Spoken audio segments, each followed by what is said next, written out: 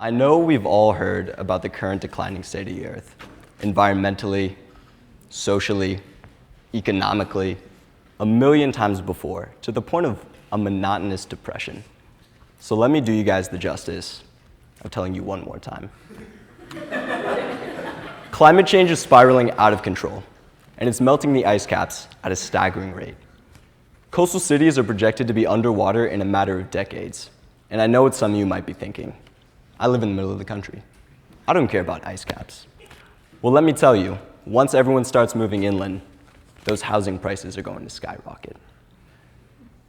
There are things like deforestation, overpopulation, overfishing, financial crisis, food security, Donald Trump, disease. All of these things and more currently loom over our heads.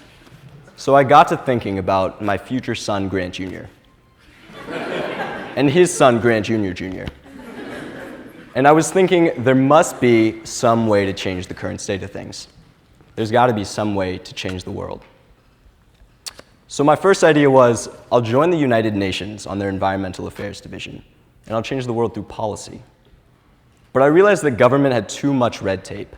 There was no way of reinforcing anything, and I wasn't even sure if I'd be able to support myself financially.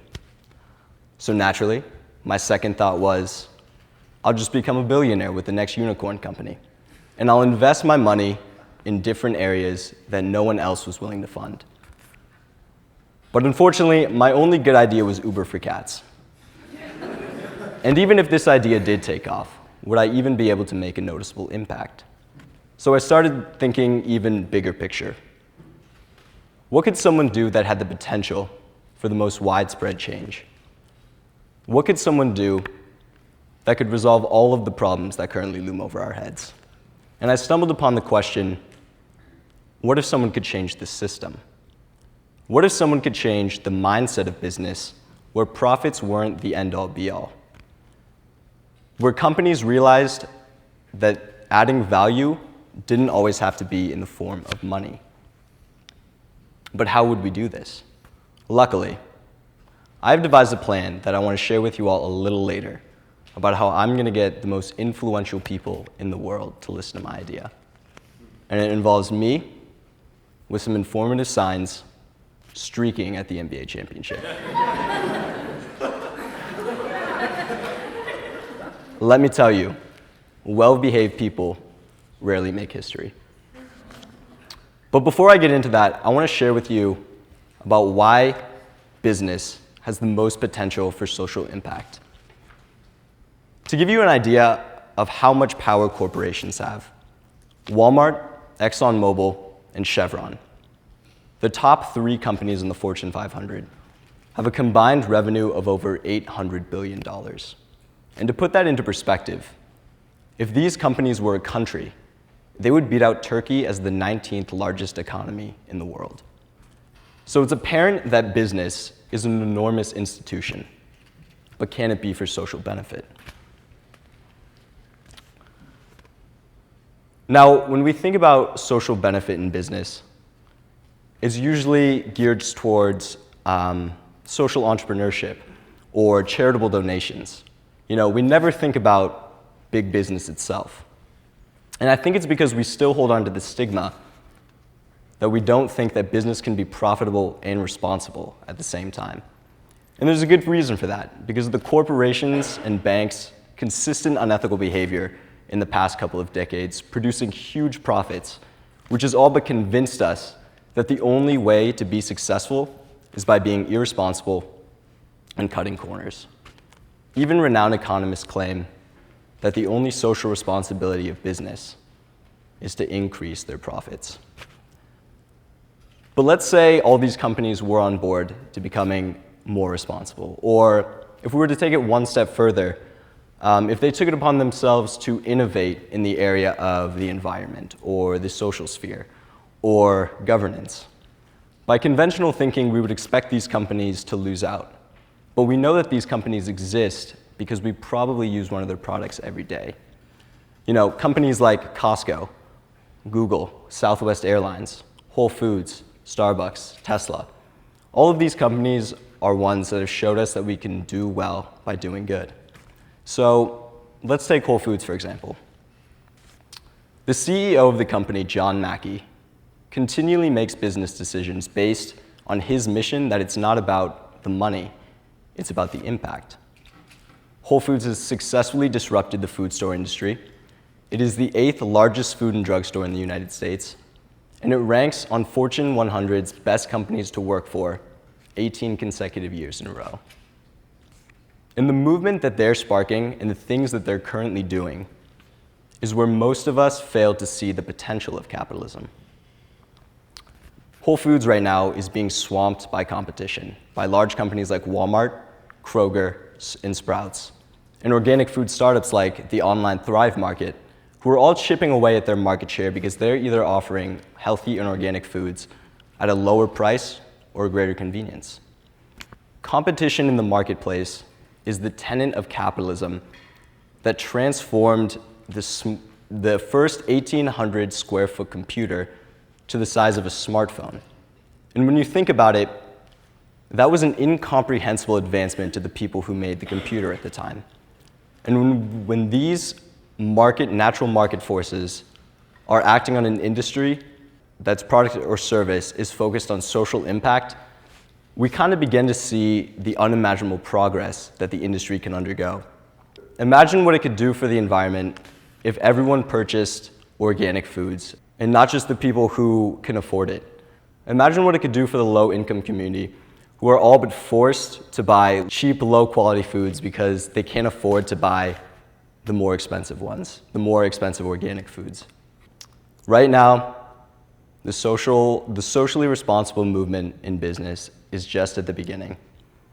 It's at the 1,800 square foot computer stage. Imagine what it could be like in 20 years when it transforms to the magnitude of the smartphone. Now, we've seen that companies can be both responsible and profitable.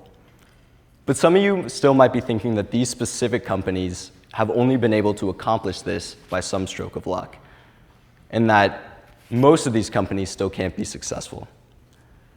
And you wouldn't be alone. Morgan Stanley did a study that showed 54% of people thought that an investment in a responsible company, meaning companies that did focus on good environmental, social, and governance practices, would result in a lower financial return. But Harvard also did a study, and they tracked $1 invested in a portfolio of companies in 1993, in companies that narrowly focused on making profit. And in 2014, this portfolio returned $14.46. Now that's a good return.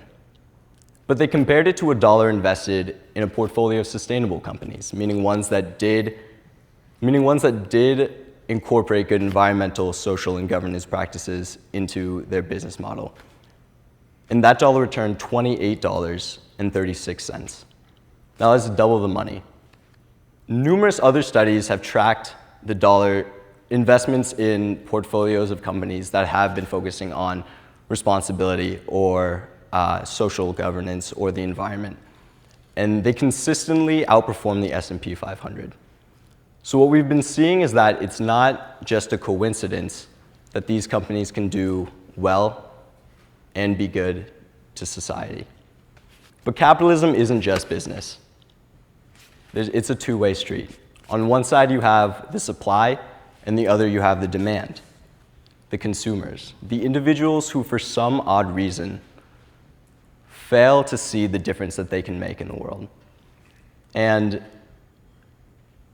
companies are only around because we say they should be.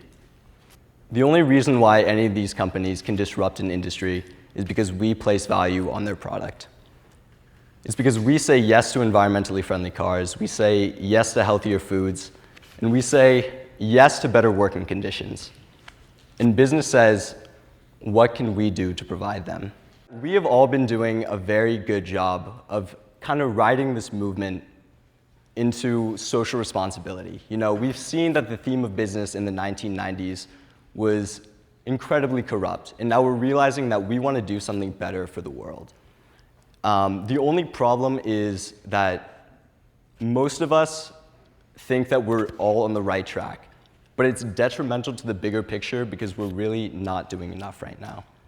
Accenture did a study of over 2,000 CEOs, and only a third of them felt that business was on track to meet sustainability goals for our growing population. And part of the problem is that when we hear more and more about the good that these companies are doing, we kind of get complacent and we say, we're on the right track. There's nothing else we need to do. But there needs to be some type of systemic change that happens. And what we need is really just a leader in the industry that can step up and make a change. Because without that, we really have nothing. And before I was telling you, I had an idea that I was going to get all the most influential people in the world to listen to me. And basically, it has nothing to do with me being naked at a basketball game. It starts with me giving this TED Talk in front of you Santa Clara students, because the millennials are the generation that are going to change the world. We are going to consist of 75% of the workforce in 2025. And I know we are going to be the CEOs and the political leaders and the teachers and the investors and the public that just influences everything that happens in each of those areas. So it literally just takes that one leader to be the catalyst for change. And in this school, I've seen kids who are working for Uber, who are working for Goldman Sachs, kids who are making progress on a cure for cancer in their senior project, students who year after year urge the school to divest from fossil fuels. So I know that we can influence what happens in our capitalistic society.